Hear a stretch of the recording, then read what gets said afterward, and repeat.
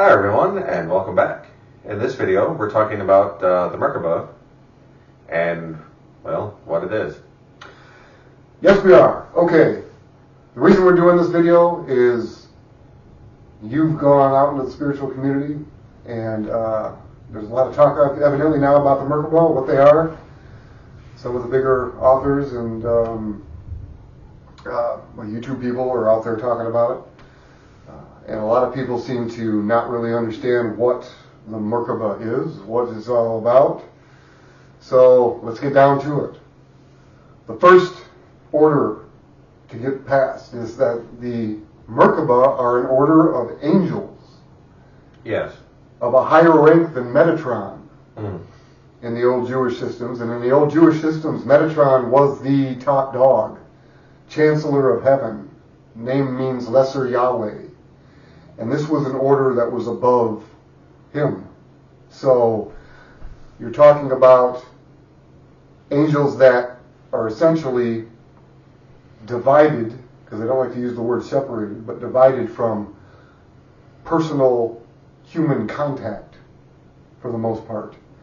They are in charge of other things. They are in charge of cycles.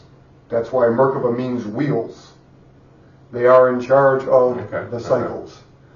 The chariot that they talk about, like with Ezekiel's chariot, and they get into that with the Merkabah.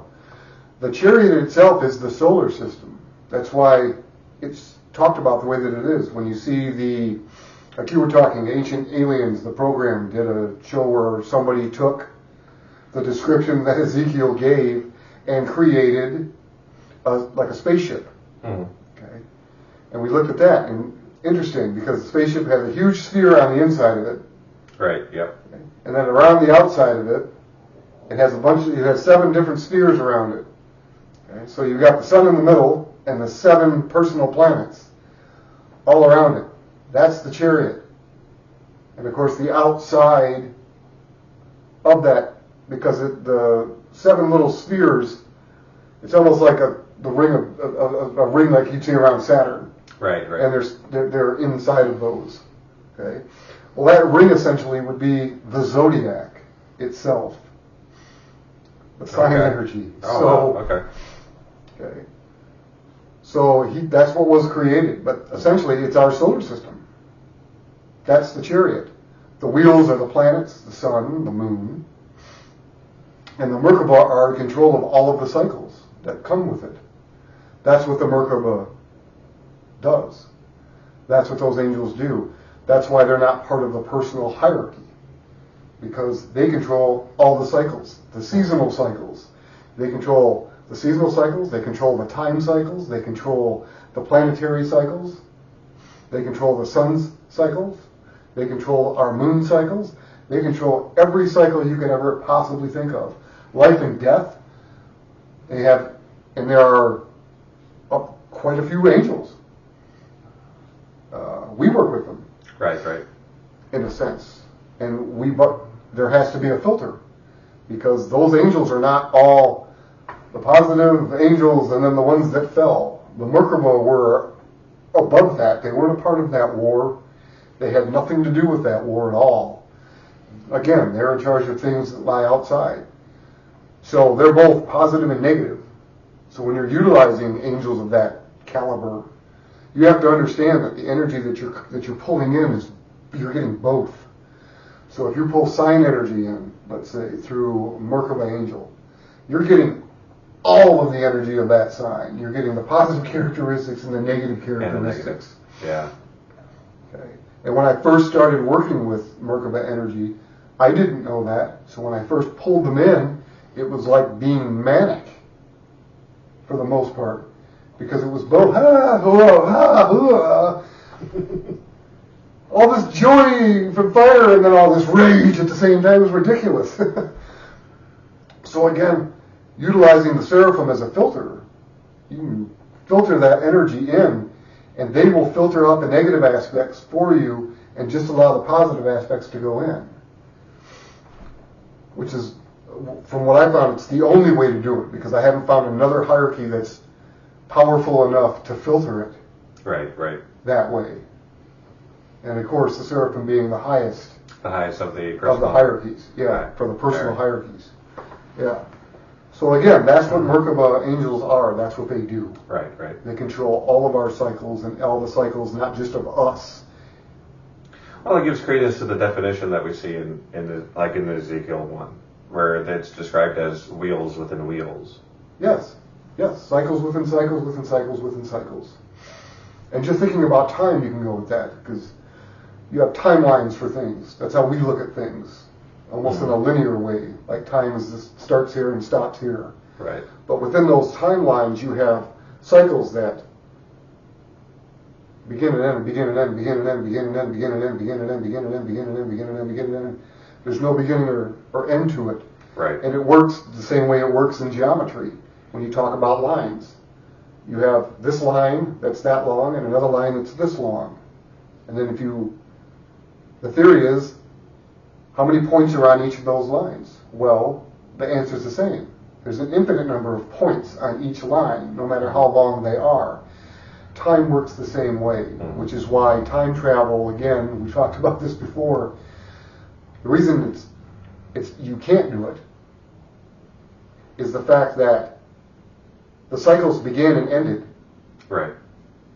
All of those cycles of time have begun and ended. And I've had people go, well, yeah, what if you go into one of those cycles? The problem is, you don't know. Cycles of time are, because they're infinite, they're too small to determine where the beginning and the middle and the end are on them. Right, yeah. Because depending on who's looking at them, that's when you can determine a timeline. You can't determine a timeline by going, okay, it starts now, well, it starts now, it starts now, it starts now, it starts now, because they all just did. Well, that's exactly it. Is the time cycles they're infinite in number on a given timeline, but they're also infinitesimally small. Yes. And the cycles come back to the cardinal, fixed, immutable nature of reality. Yes. Everything has a beginning, a middle, and an end. The problem is, though, when you take infinity into the picture, like you were saying, they become so small you can't pinpoint anything on it. On a timeline, you can pinpoint it, but without the timeline, there's no point. Well, that's exactly it. But if you're looking at a timeline, like from a historical perspective, you can pinpoint an event. Right. When you think when something happened. Right. But that event had a beginning, when it started, and an end, and that's the entire event. Right. It built up and But there's another problem with that. Is that when that event actually began, or did it begin when somebody first postulated it? Right. And when did that happen? And you can't pinpoint that. Right. There's no possible way to pinpoint when somebody first postulated anything. Well, and it's not possible. To that end, all of those time cycles, you have someone postulated, and then you have action being taken to do it. They're all overlapping. Yes. They are overlapping. So let's say, cardinal, fixed, mutable. Something's fixed could be something else is cardinal. Right. And the same thing with mutable. And so there's no way that you can jump in and go, we can jump into this because it's already completed. The cycle's completed. It happened, it built, and then it completed. But we're the ones that determined on a timeline when what we're discussing. Right. So, this is when this happened, and this is when this happened. Well, not really. Because to this person, this is when this started. It wasn't here, it was here. And then when did it end? Did it end here, or did it end somewhere else? Okay. Are you talking about when somebody came up with a theory, built the theory in their mind, and then had it completed in their head? Is that the time cycle, the time cycle that you're talking about? Or when it actually went into motion and started and then ended? Is that what you're talking about? Because the problem is that if you talk about the event itself, the cycle that started it completed. Right.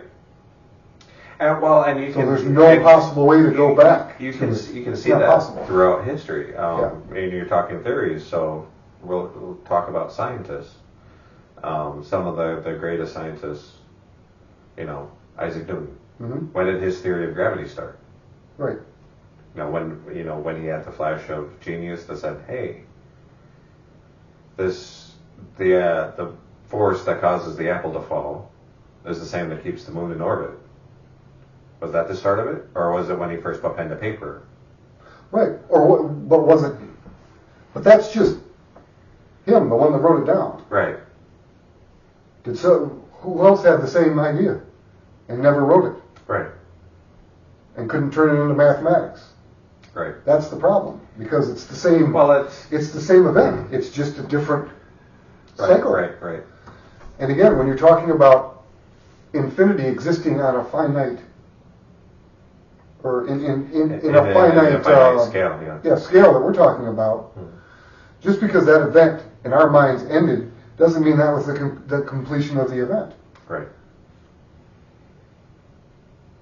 So that's part of the issue. The other part of the issue is, because those cycles are so small, once something ends, it ends. It's over. Because it's completed, and then it transforms into the next thing, which transforms into the next thing, which builds upon this thing, which builds upon that. Right. So the only thing that you have any type of control over is the now. Mm-hmm. Okay? You can plan for the future, but the only thing you actually have any control over is the now. And it's only the now essentially is to what you're doing in it. Not anything else that's happening in the now. Just you. Right. You can have all the greatest plans in the world, and other things happen that take your plan and alter it. Mm-hmm. So there is no going back once you've done something. That would be the same thing, because if you did that, it would be like trying to determine how can you unlearn something you've already learned. Yeah, how can you unlearn something? Right. Yeah. How can you unlearn it? You've been taught it, you know how this works. Okay. You can forget it. You can't unlearn it. If you go back far enough, you can find a memory of it. Mm-hmm. Okay? But you can't unlearn the fact that you had learned something. That's the problem with, again, going back in time. You learned what happened. It's over. And it's guiding you on your way. That's how time works. Well, again, you can call time the great teacher, because without time, it wouldn't matter. Right. And in the great scheme of things, if you're like, well, let's go outside of time and timelines, out of three-dimensional reality, or to where the all is. Where the all is, it's a huge cycle. Mm-hmm. Which is why, essentially, when you think about, the all, knowing everything, how can the all be omniscient? Because that's what time to the all is. It's already happened. It's seen every cycle. Already. And yet, cycles are still happening at the same time. Again, that crazy part of the all where you just can't understand it. Right, yeah. Because everything's happened and yet nothing has. Everything's happened, yeah, that's exactly it, yeah. Yeah, the great paradox. Yeah, the great paradox, yes, that's what it's called, yeah, the great spiritual paradox. And when you're talking about omniscience, that's omniscience. Mm-hmm. But in that terms, when you say the all's outside of time, it's because it may not have happened yet to the all. This is going to happen. And this is where your free will comes into place. Mm-hmm. But we get to determine when. Right. That's exactly it. Yeah. And that's where hints, so to speak, or prophesized events come into play and go, these things are going to happen, and then that happens. Right. But you have the free will to stop one of those points from happening, and that event will be pushed off until those particular things fall into line again. That's the difference. So yes, this is going to happen, but the when is not been set in stone. Right. That's the crazy part of it. We certainly have the ability to influence the outcome. Yes, we do. We have the ability, but that's the wonderful nature of free will. Right. We have the will to affect things. Even though the outcome is known, we have the ability to decide when that outcome is going to happen. Mm-hmm. You know, when they talk about, the evil, evil happens when good men sit back and do nothing because you've given up your will to make change or try to make change out of fear or whatever reason you're doing it. That's why. Or being bullied to not do it. Or being shamed to sit back and do nothing. The key there, though, I think, is the doing. It is the doing, but we've gotten off track of the Merkabah, which is what this is about. Sorry. So, no, yeah. I did it too. But again, you've got these Merkabah angels. Some of them are what we consider the great judgment councils, and they're essentially two sets of twins. But together they're all of the angels everywhere. That's what they constitute. Oh, wow. Okay. That's the kind of power you're talking about. Yeah. The Kadashim and the Urim. Okay? When I talked about cycles of life and death, the Sophriels, the Hay and the Myth, the books of life and death, time as we see it right there. So you've got all these different angels out there making sure that existence can exist. That's essentially what they do. Right. They allow three-dimensional reality, two-dimensional reality, one-dimensional reality to exist. They're the basis or the foundations for all of the mathematical laws governing everything, and they make sure that the laws are followed. And that's why, so they give the reason for the mathematical symmetry, essentially, that we see in the laws of the universe. Yes, that's their job. Okay, there are massive aspects of God, which everything is, but they're at a level that most people have never even thought about when they think about celestials. Because most people don't think about the all. And then what's below the all? Well, you know what's below the all, right? Spirit of the universe, the nous, the soul of the universe, the logos, and then the Merkabah. So then we know what these angels do here, but if they're in charge of all of cycles and all these wheels, they're all over the universe. They control the map throughout the entire universe. They keep the universe going. And the cycles of expansion and contraction, same thing. They control all of that. And they're conscious of what they're doing. Okay. Which is unbelievable. And they are the elements. They are essentially the consciousness of all of those elements coming through. And making sure they do exactly what they are supposed to do. Wow. Spring's coming. Why? Merkabah. Followed by summer. Why? Merkabah. That's what they do. That's their duty. Fascinating. Wow. But that's what the Merkabah are. They are an order of angels. They are celestials. And they're unbelievably potent with what they do. Unbelievably powerful. Yes. For sure. And they don't care about us in a personal way, for the most part. Right. Because they have other things to take care of so that we can survive anyway. Right. As far as our point of view goes. Right. Okay. So in order to work with them, you have to work through other angelic beings to work with them. And you better make sure you know what you're working with. Right. Because that power is, like I said, it can drive you insane. Right. And you feel insane when you don't have any type of a filter working through them. Okay. At all. Yeah. But for the reason we're talking about this, not a spaceship, it's our solar system. Well, and it's not some spaceship, and it's not some abstract, ethereal idea. No. Just kind of sitting the out system. there. It's our solar system. Right. That's Ezekiel's chariot. It's our solar system. The seat would be the sun. Essentially. Why do they call it that? Well, think about the time. That's why they called it that. What would you call it if you were taken up astrally and shown this? Okay. Right. And shown how the movements and everything that was happening. What is it? The first thing comes to mind. It looks like a vehicle. What's a vehicle to the people of that time? Chariots. Mm-hmm. It looks like a chariot. Okay, so, and this is how it's moving, and all these things are...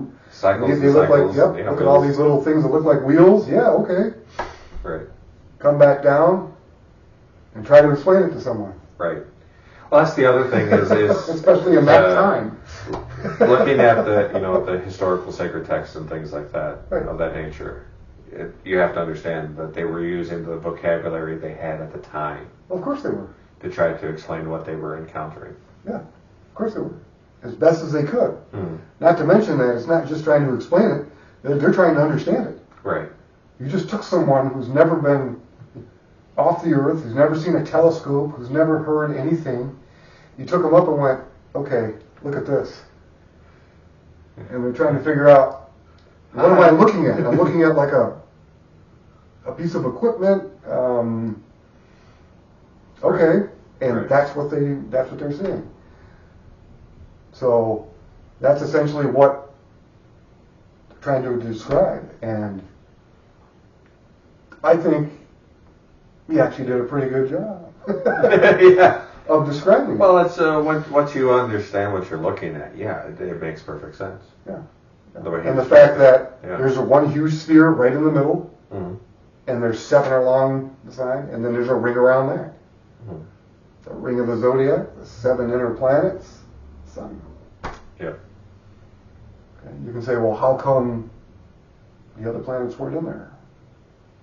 You probably couldn't see them, and they're not moving. To somebody that's up there, they move too slow. Mm-hmm. All the other ones you can kind of see. Yeah. This one's moving real fast. This one's not. Those 3 don't move very well, and because of how far away they are from the sun, they're not reflecting like the other ones are. Right. They're not as bright. You couldn't see them. Right. Oh, that's why you can't see them in the night sky. That's why they're known as the generational planets. Yeah, because they move so slow. But right. you can't see them in the night sky. You need a telescope in order to see the other planets, and that's why. Mm-hmm. Okay. And yeah, because they move so slowly that them moving through an entire sign affects a whole generation of people, as opposed to personal. Right. That's why your 7 personal planets, and the 3 generational, and then you have the rulerships and all that. But that's a different discussion. But again, Merkabah, angels, wheels, cycles. Real simple. That's what they are. Massively potent. All right. Well, thanks for joining us, and we do look forward to seeing you next time. Do remember to like and subscribe.